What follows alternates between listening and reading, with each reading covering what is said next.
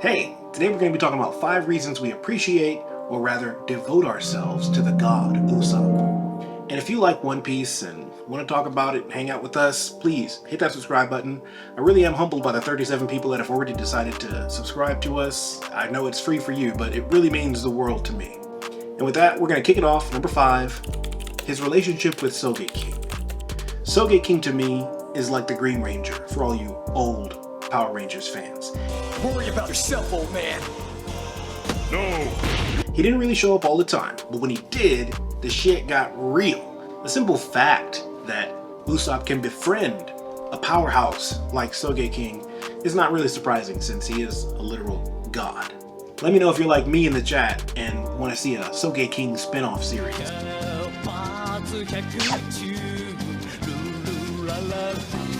Number 4, he is a brave warrior of the sea. Usopp's cowardly behavior is extremely exaggerated, almost to the point of being annoying, but I think that serves the story well to juxtapose his bravery in times when it really matters. I mean, the guy has no devil fruit powers, no mastery of any hockey, and he's not like a physical specimen. He's just a normal guy. He's kind of fit now after the time skip, but he's still just a normal guy.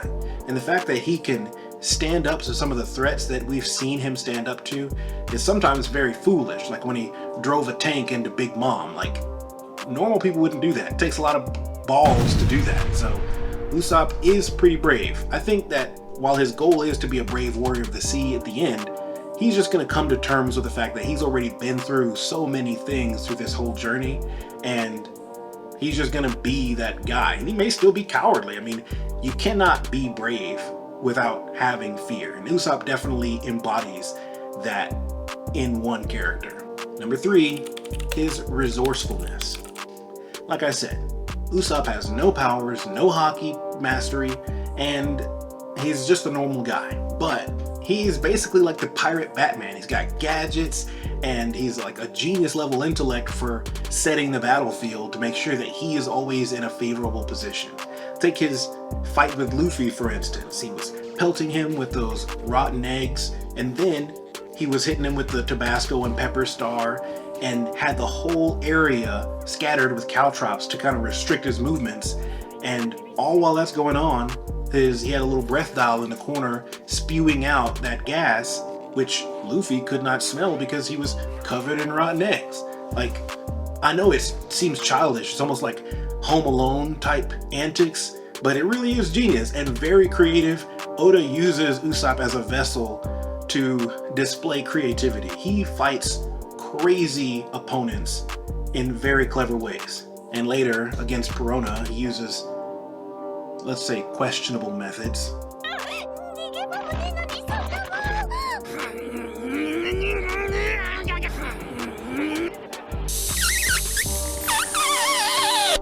But yeah, every time he's counted out, he comes away with some epic win in a way that you really could not have imagined. It's just always mind-blowing how resourceful he is. Number 2, he's the comic relief.